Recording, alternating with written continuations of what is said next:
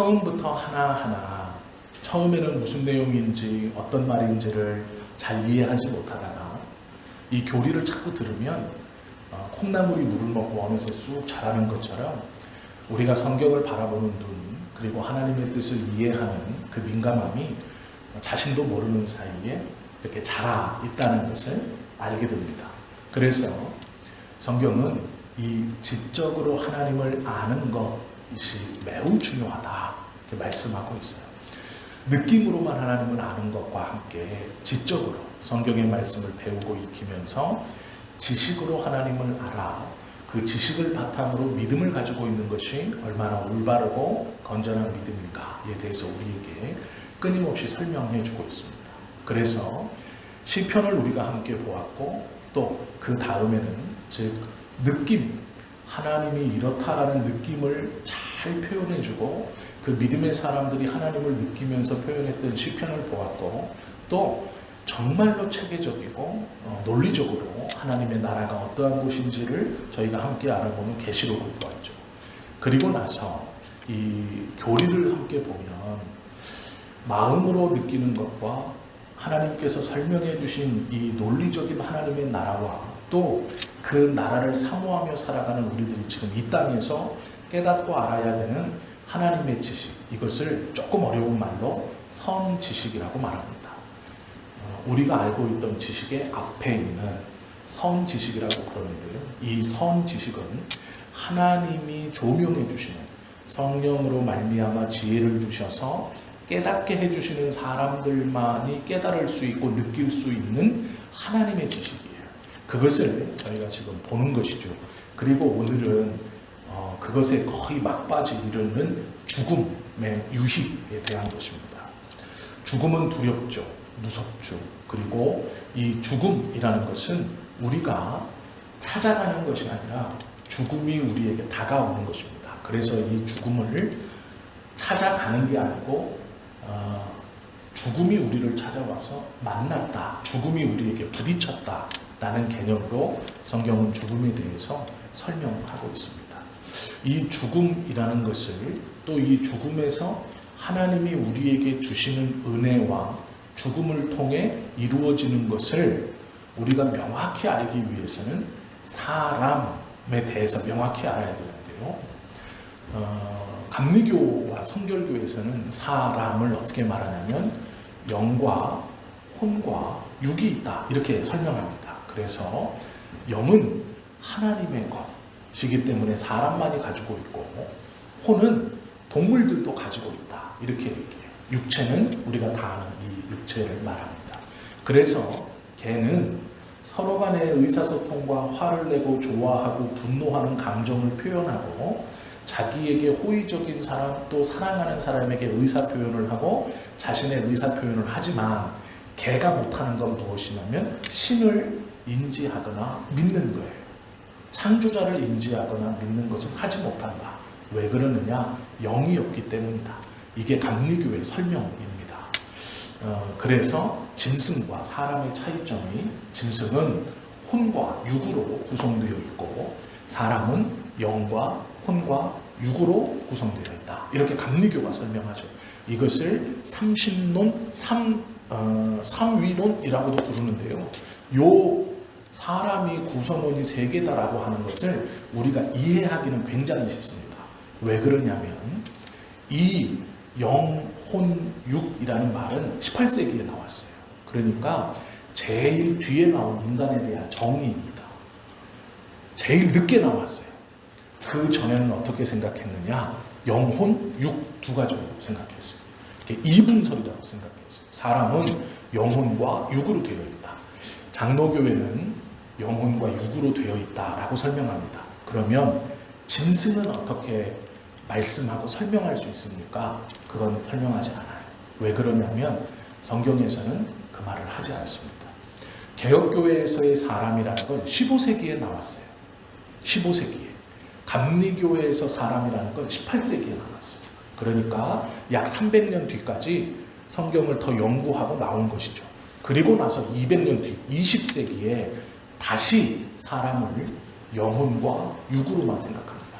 왜 그러냐면 영과 혼과 육을 분리해서 생각하면 사람이 아니라고 생각해요. 즉 영을 따로 떼어놓으면 더 이상 영이 떨어지면 사람이 아니다. 혼이 떨어지면 사람이 아니다.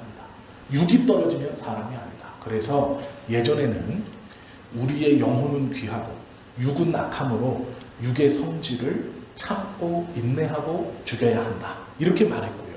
그래서 육신을 괴롭게 하고 영의 해방을 이루어야 한다. 영은 거룩하고 육은 더러운 것이다. 그래서 성도는 거룩하고 세상은 귀하다. 이렇게 다 이분법적으로 생각했어요. 그런데 그게 아니다. 사람이 무엇이냐? 영혼과 육, 즉 영혼, 육이 함께 있는 것이 사람이지 이것에 하나라도 뭔가 이상이 생기면 그건 더 이상 사람이 아니다. 하나님이 우리를 창조하실 때 영과 혼과 육을 분리해서 창조하신 게 아니라 육을 창조하시고 생기를 불어넣어 생영이 되게 하셨다. 즉 사람이란 무엇이냐? 영혼, 육이 함께 있을 때만 사람이다. 영혼이 없는 육체만 있거나 육체만 있는 영혼이 있거나 육체가 없는 영혼이 있거나 이건 사람이 아니다. 이렇게 말하는 거예요. 이해하지 못하셔도 상관없는데요. 이렇게 비유하시면 됩니다. 처음에 하나님이 우리를 만드셨던 것을 밀가루의 밀가루로 생각하시면 돼요. 이 밀가루의 밀가루를 물과 반죽을 했어요. 그래서 사람을 만들었습니다. 그러니까 밀가루를 물에다가 이렇게 반죽하면 덩어리가 되죠. 그 덩어리에다가 나중에 뭐가 섞이게 되냐면 소금이 섞인 거라고 생각하시면 돼요. 이게 죄예요. 원래 하나님은 우리를 밀가루와 물로 만드셨어요. 반죽을 했는데 죄로 인해 소금이 섞인 거예요. 그 반죽에. 그러면 섞인 다음에 밀가루와 물 그리고 소금이 섞였어요. 그 다음에 분리시킬 수 있나요? 이걸? 없어요. 밀가루에 들어온 소금을 분리시킬 수 없어요. 반죽이 된 다음에. 왜요? 다 녹아들었기 때문이죠. 이게 죄의 상태예요.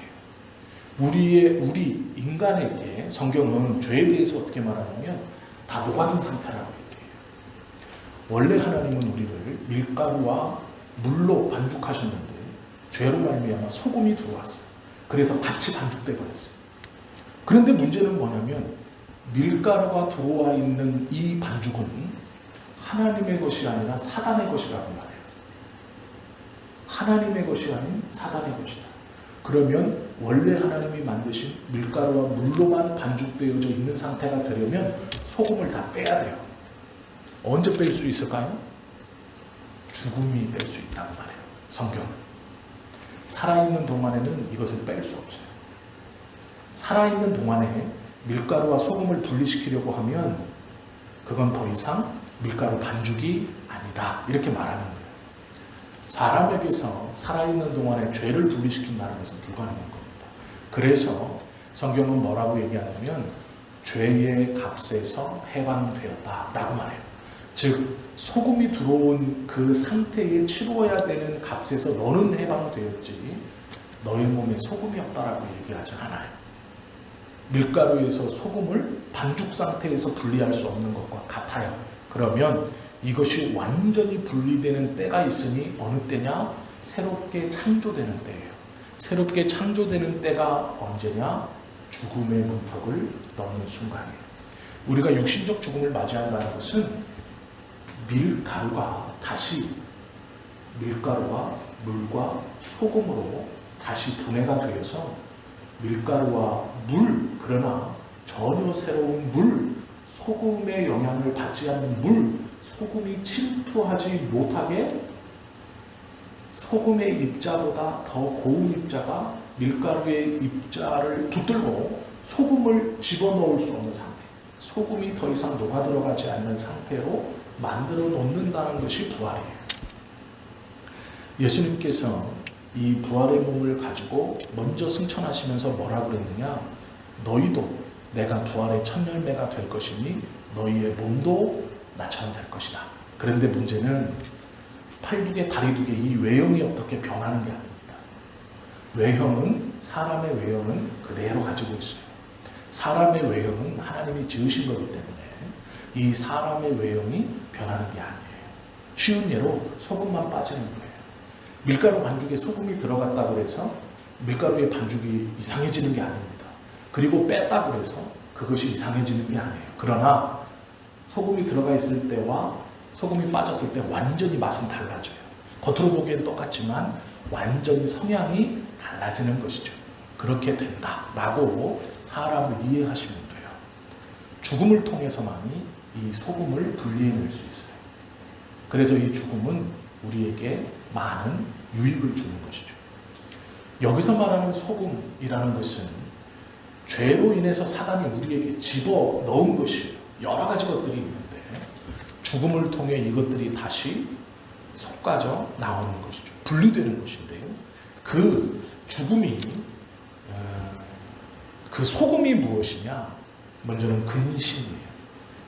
이 근심이라는 말을 지난주에 저희가 함께 나누었지만 마음을 두 개로 쪼개놓는 거예요. 그러니까 생각을 두 개로 쪼개놓는 것이 근심이에요. 헬라어와 히브리어의 근심의 뜻이 똑같아요. 마음을 갈기갈기 나누어 놓는 것, 이것이 근심이에요. 마음을 두 개로 찢어 놓는 것, 이것이 근심입니다. 이 근심의 소금이 빠지는 거예요. 죽음을 통해서 이 근심이 빠져버리고, 두 번째는 두려움이 빠져요. 죽음을 통해서 두려움이 나간다. 두려움이 우리에게 없어진다라는 거예요. 요한일서 4장 18절에 보면 두려움에는 형벌이 있음이라는 말씀이 있어요. 두려움, 내가 무엇인가를 무서워하는 것이 어째서 형벌인가? 라는 건데요. 아담이 에덴 동산에서 기거할 때 아담에겐 두려움이 없었어요. 그러기에 하나님이 창조한 모든 것들에게 이름을 지어주고 그것들을 통치하고 다스리라라고 했어요. 아담은 처음에 왕권이 있었습니다.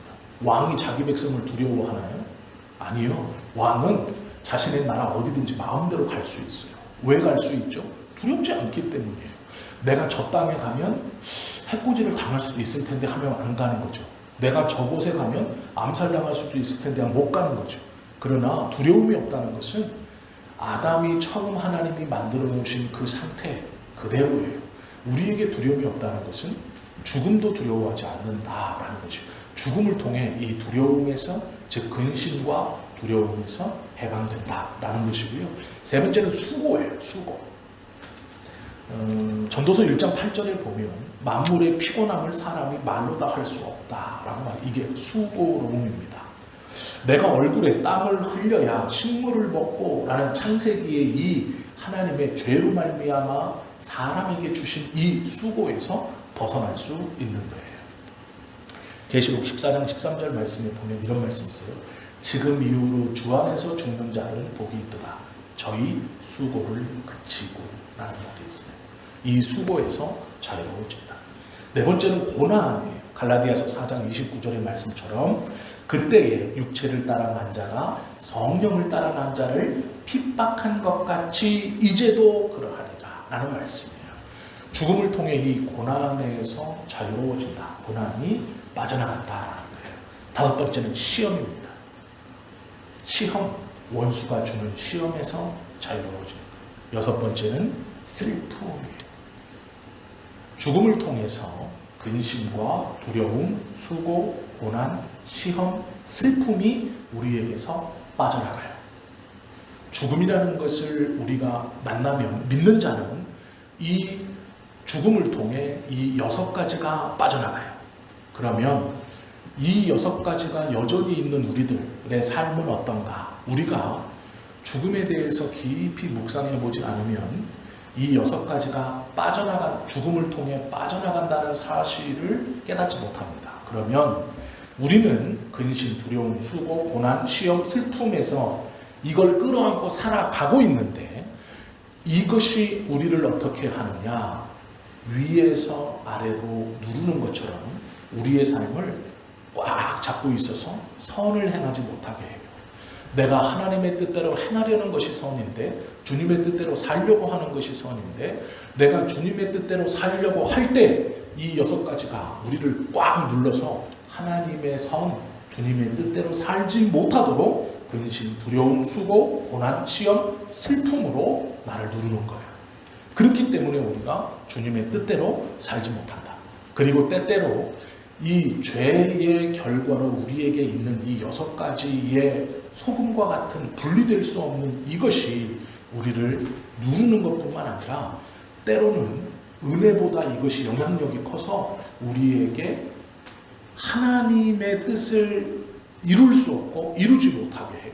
로마서 7장 19절은 바울이 이렇게 말하죠. 도리어 원치 아니하는 바 악은 행하는도다. 이렇게 말해요. 이 6가지가 때로는 주님의 은혜보다 영향력이 더 커서 우리의 삶을 내가 원치 아니하는 하나님을 거절하고 하나님의 뜻을 외면하는 삶으로 우리를 이끌어간다 라고 말하죠. 또한 이것은 우리의 영혼을 더럽혀요. 원래는 밀가루와 물로만 반죽되어서 하나님이 만드신 그대로 있었어야 되는 건데 소금이 들어와서 완전히 다른 게 돼버린 거예요. 이것이 우리의 영혼을 더럽히고 있어요. 그래서 주님 앞에 담대히 나갈 수 있는 자유를 박탈해버렸어요. 이것이 우리를 누르고 있으므로 우리를 둘러싸고 있고 때로는 은혜보다 더 큰 영향력으로 우리의 삶을 끌고 가고 우리가 주님 앞에 설 수 없도록 우리의 영혼을 더럽힘으로 우리는 하나님을 피해 숨고 주님의 뜻을 깨닫지 못하는 어리석음에 들어가게 하죠. 그러므로 항상 불안할 수밖에 없고 항상 평안한 것처럼 보이는데도 이것은 우리 안에 내재되어 있어서 언제나 기회를 엿보고 있는 것이죠. 그리고 이것은 교묘하게 은혜와 섞여 있어서 때로는 하나님의 은혜인 것처럼 우리에게 드러나므로 결국은 하나님의 은혜라고 생각했던 그것을 통해 주님을 거역하게 만들어요. 이것이 죽음이라는 것을 만날 때 믿는 자가 자유함을 얻고 떨쳐버리게 되는 6가지 죄의 모습이고 죄의 영향력이에요. 이것에서 온전히 자유롭게 되는 것은 육신적 죽음이 우리에게 왔을 때 믿는 자가 그 죽음을 통과하면서 그 걸음망을, 죽음이라는 걸음망을 통과하면서 우리의 몸에서 떨어져 나가게 되는 소금이다. 이렇게 이해하시면 됩니다. 성경은 우리가 죽으면 여러 가지 것들이 일어난다. 이렇게 말하는데요. 첫 번째는 우리가 죽음이라는 것을 통과하면서 우리는 그리스도와 연합되고 부활하신 그리스도의 육체를 우리의 눈으로 본다. 이렇게 성경은 말씀하고 있어요. 예수님의 부활하신 육신을 우리의 눈으로 직접 본다. 그리스도와의 연합됨 뿐만 아니라 그 예수님을 본다. 이렇게 말하고 있죠. 그래서 바울이 우리가 지난주에 보았던 것처럼 죽음도 내게 유익입니다. 바울은 지금 살아있으면서도 예수님의 가르침과 예수님의 뜻을 위해서 살아가요. 주님이 주신 소명, 하나님이 그에게 주신 소명, 내가 이방인의 사도로 부르심을 받았다 라는 그 하나님이 주신 소명을 향해 바울은 살아가죠. 그렇게 그 소명을 향해서 하나님의 뜻 안에서 살아가다가 어느 날 고백해요. 죽음도 유익함이라. 왜 그러느냐? 그리스도와의 온전한 연합을 이룰 것이고 그 부활하신 그리스도를 내가 귀로만 다메섹에서 들었던 그 음성의 주인공인 예수님, 내가 그 음성을 쫓아서 평생 하나님이 주신 이 믿음의 길, 전도자의 길로 왔다가 이제 이 죽음을 통해서 그분을 직접 눈으로 보고 연합할 것이기 때문에 죽음도라고 사용하는 거예요. 죽음이 나에게 아직 오지 않은 이때도 하나님 안에 구원받은 자로 유익한 삶을 살지만 죽음이 나를 만나 통과되는 그 순간 그것도 나에게 유익하다. 왜? 예수 그리스도와 연합할 것이고 부활하신 그분의 육체를 내 눈으로 직접 볼 것이기 때문에 유익하다. 이렇게 바울이 말하는 것이죠. 우리는 육신의 죽음을 통해서 온전한 영광에 들어갑니다. 소금이 빠지면서 그리스도와의 연합을 통해 영광 속에 들어가는 거예요. 믿지 않는 자들은 소금이 빠지지 않아요. 그리스도와의 연합이 없어요. 그러므로 영광이 없는 거예요. 안 믿고 죽으면 어때? 그냥 끝이지 라고 생각하지만 아니, 그렇지 않아요. 왜 그러냐면 그리스도와의 연합을 이룰 때만이 영광스러운 것에 온전히 들어간다. 우리가 온전한 영광에 들어가는 것은 그리스도와의 연합을 통해서예요. 이 땅에서 아무리 내가 열심히 주님을 섬겨도요, 죄는 우리 속에 잠복해 있다가 때때로 우리에게 불쑥불쑥 일어나서 근심과 불안함과 두려움을 우리 안에 일으켜요. 시험, 슬픔, 고난을 주어요. 그러면서 예수 그리스도 하나님의 뜻대로 사는데 브레이크를 겁니다. 순간순간 브레이크가 팍팍 걸리는 거예요. 그것이 없는 온전한 영광의 상태는 죽음이라는 것을 통과하며 예수 그리스도의 연합으로 예수님의 영광이 우리 안에 들어찰 때 가득 찰 수 있는 거예요. 그때 온전한 영광을 이루는 거예요. 믿지 않는 사람은요, 이 영광에 들어갈 수 없어요. 그렇기 때문에 하나님의 나라를 볼 수 없고 사모할 수 없고, 또 영광에 온전히 들어갈 때, 예수 그리스도와의 연합을 통해 온전히 들어갈 때, 이 영광이 우리 안에 가득 찼을 때 우리는 거룩한 자가 돼요. 온전히 거룩한 자가 되고, 온전히 거룩한 자가 되면 천사들과 하나님과 교통하는 상태에 들어가는 거예요. 그래서 죽음 이후에 예수 그리스도와의 연합을 통해 온전한 영광에 둘러싸여 거룩하게 된 우리의 영혼, 우리는 하나님께서 창조하신 먼저 거룩한 자로 존재하는 천사들과 하나님과 교통하게 돼요. 그러면 우리가 그렇게 되었을 때 일어나는 세 가지 일이 있어요. 첫 번째는 하나님이 우리를 보신다라는 거예요. 거룩하게 영광 가운데 그리스도의 연합을 통해 온전한 영광을 받은 우리는 거룩하게 되고, 그 거룩하게 된 것을 하나님이 보신다. 주님이 보신다. 하나님이 그 거룩, 상태가 바뀐, 죄가 완전히 없는 우리를 보신다라는 거예요. 그러면 하나님만 우리를 보느냐? 그렇지 않아요.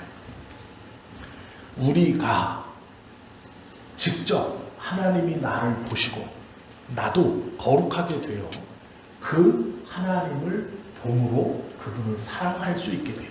진짜 사랑할 수 있게 돼요.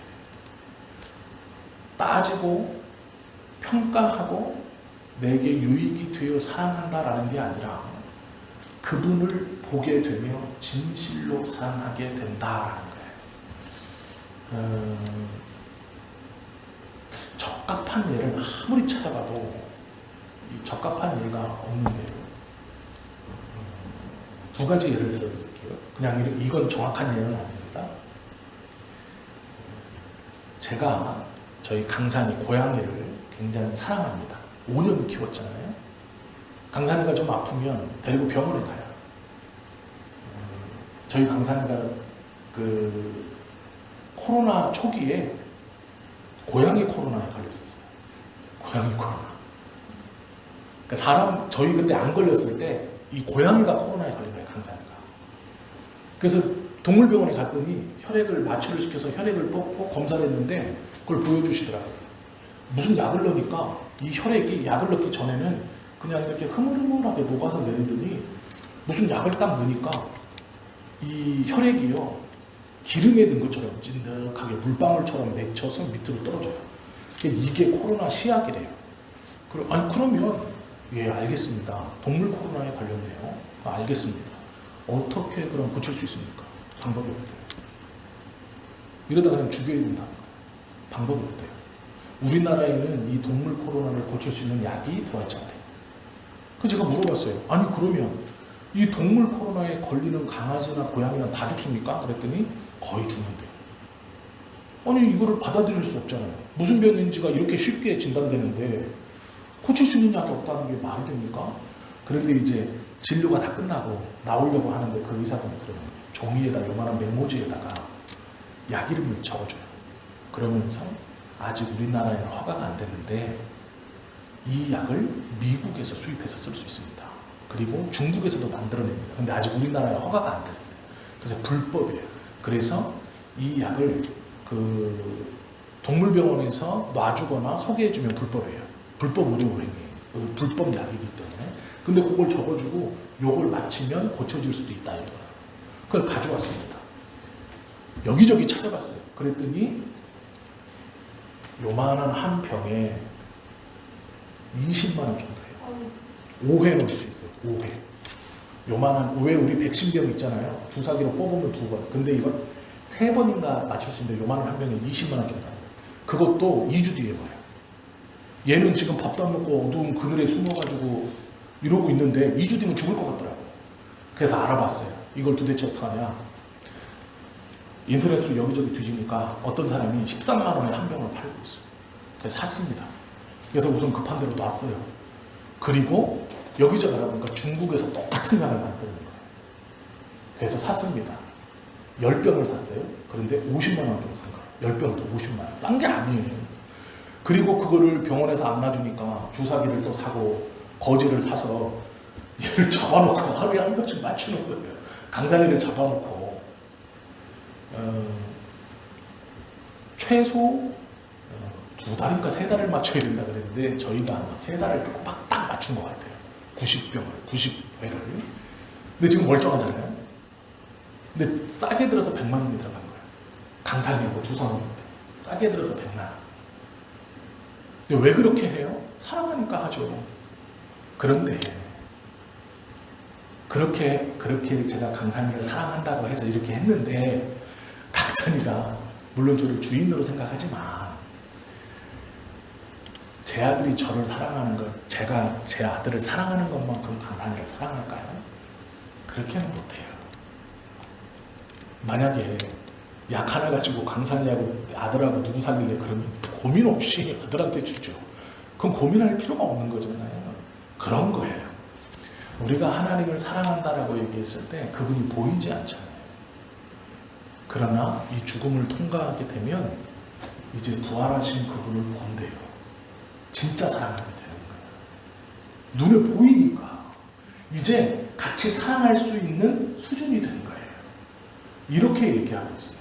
그래서 죽음이라는 것이 두려운 것이기는 하나 우리에게서 이 죄의 6가지 것들을 우리를 둘러싸고 있는 누르고 있는 하나님의 뜻대로 살지 못하게 하는 이 6가지 것들이 죽음을 통해 우리에게 분리되어지고 그 분리되어지면서 그리스도와의 연합을 통해 그 그리스도의 영광이 우리 안에 자리 잡고 그 영광을 통해 온전히 거룩한 자가 되어서 천사들과 하나님과 교제할 수 있게 되는 수준이 같아지는 그리고 하나님이 우리를 보시고 우리가 하나님을 보므로 그 주님을 사랑할 수 있게 됐다라고 말하는 거예요. 그리고 하나님이 우리를 사랑하신다는 것을 알게 되는 거예요. 정말로 나를 사랑하죠. 그래서 성경은 하나님을 가리켜 사랑이시라고 말하는 것은 물론 죽음이라는 것을 경험해 보지 않고 구원받은 우리가 하나님을 향해 하나님은 나를 구원하셨기 때문에 사랑입니다라고 고백하는 것일 수 있지만 진짜 하나님은 사랑이다라는 고백을 어디서 하게 되느냐? 그때 하게 되는 거예요. 그때 그리스도와의 연합을 통해 그의 영광이 나의 영광, 연합, 소금이 섞여서 분리될 수 없듯이 그 영광이 나에게 섞여 들어오는 거예요. 그래서 그 영광과 내가 분리되지 않는 거예요. 아무도 분리할 수 없어요. 그것으로 거룩하게 되었다라는 그 상태에서 예수 그리스도의 부활하신 육신을 보고 하나님이 나를 바라보시고 내가 주님을 보므로 하나님이 나를 사랑하신다는 게 무엇인지를 알게 되는 거예요. 그래서 그 하나님을 진정으로 사랑한다라고 하는 것이 죽음을 통해 얻게 되는 유익이라고 성경은 말씀하고 있어요. 우리는 죽음이라는 것이 두려운 것은 분명해요. 왜 그러느냐? 우리에게는 아직도 이 6가지 근심과 두려움, 수고, 고난, 시험, 슬픔이 소금처럼 밀가루 반죽에 들어와 함께 버무려져 있는 소금처럼 우리에게서 분리되지 않아요. 그렇기 때문에 이것이 우리를 항상 괴롭혀요. 그래서 우리 안에 숨어있는 이것이 우리를 지배하지 못하도록 기도하고 찬송하고 예배하면서 몸부림치면서 믿음으로 살아가는 것. 이것이 우리 안에서 일어나서 우리를 힘들게 할 때 이것의 정체를 분명히 알고 하나님한테 맡기며 하나님께서 이것을 눌러주시고 우리가 이 유혹들을 이겨가고 이 두려움을 떨쳐낼 수 있도록 기도하시고 은혜를 구하는 것이죠. 또한 이 그리스도와의 연합을 통해 그리스도의 영광이 우리에게 들어와 거룩하게 되어 신령한 것들과 교통하게 되고, 즉 하나님의 천사와 그 예수 그리스도의 부활하신 몸을 보고 하나님을 볼 수 있게 되고 그 하나님이 나를 도와주시고 사랑을 느끼는 이것은 영원하다. 성경이 말씀하고 있습니다. 변화되는 것이 아니고 영원하다. 이 영광은 영원하다라고 말해요. 왜 그러느냐? 하나님이 원래 창조한 것에 예수 그리스도의 연합을 통해 다시 버무려 새로운 창조물, 부활의 몸을 입었을 때 그 영광을 뺏어갈 사람이 없기 때문에, 그 영광을 약해지게 할 것이 없기 때문에, 그래서 영원하다라는 거예요. 우리는 믿는 사람은 죽음을 통해 이 유익을 얻을 수 있는, 두렵긴 하지만 우리가 이 육신적 죽음, 믿는 자에게 육신적 죽음이 어떠한 유익이 있는가를 깊이 묵상하면 이것은 두려워만 할 것이 아니라 이것을 통과하면서 우리에게 어떠한 유익이 있는가를 성경을 통해 정확히 배운다면 그것은 마냥 두려워할 것만은 아니죠. 그리고 이 땅을 살면서 이 두려운 죽음이 두려워할 것만은 아니라는 것을 알게 된다면 하나님의 뜻대로 살아가는 데 있어서 우리에게 신앙적으로 큰 유익이 있으실 거예요. 우리가 잘 고민하시고 또 생각하셔야 되는 거죠. 성경에서 가르쳐 주시는 것들을 허투루 받지 말고 우리의 영혼에 관한 것이기 때문에 진지하게 고민하고 똑바로 알 필요가 있어요. 그래서 교리라고 하면 어려운 것은 좀 분명해요. 생각해야 되고 고민해야 되고 어떤 성경 말씀 읽고 잘 될 겁니다. 이건 아니잖아요. 잘 논리적으로 이해해야 되고 또 그 안에서도 하나님께서 주신 것을 분별해야 되는데 조금 어렵더라도 이 수요일 저희들이 배우는 이 교리에 대해서 거부감 없이 잘 이해하셔야 돼요. 이것이 분명히 우리에게 우리의 신앙을 또 어려움에 처했을 때 과거와는 다른, 이걸 몰랐을 때와는 다른 하나님에 대한 온전한 믿음 그리고 신뢰, 내 삶에 있어서의 하나님의 만지심에 대한 분명한 선이 생길 거라고 저는 믿어요. 그리고 이 바른 믿음으로 주님 앞에 섰을 때 바른 믿음을 고백할 수 있어야 된다고 저는 확신합니다. 그렇기 때문에 조금 힘들고 지루하시더라도 이 교리에 대해서 마음을 열어놓고 하나님의 말씀이구나, 하나님께서 나에게 주시는 선 지식, 우리가 생각하는 것보다 앞서 있는 선 지식을 나로 알게 하시는구나 라고 받아들이시면 좋을 것 같아요. 그래서 우리가 이 웨스트민스터 소요리 문답 해설을 원래는 오늘로 끝나는 건데 한 주 더 부활까지 다음 주에 이야기를 한 주도 나누시고 그리고 이제 이걸 마치려고 합니다. 그래서 조금 잘 모르겠으면 어렵다 하시면 이걸 글로 보면 더 어려워요. 근데 이제 유튜브에 이게 다 음성이 있으니까요. 심심하시면 찾아보시면 좀 더 이해가 되실 거라고 생각합니다. 그래서 긴 시간 동안 참 잘 따라오셨어요. 쉽지 않은데 잘 따라오셨고 또 하나님께서 이것을 통해 우리의 신앙을 성장시켜 주셨을 것이라고 저는 확신합니다. 그래서 믿음으로 믿음에 이르게 한다라는 하나님의 말씀이 우리의 삶에 이루어질 수 있기를 예수님의 이름으로 축원합니다. 기도드립니다.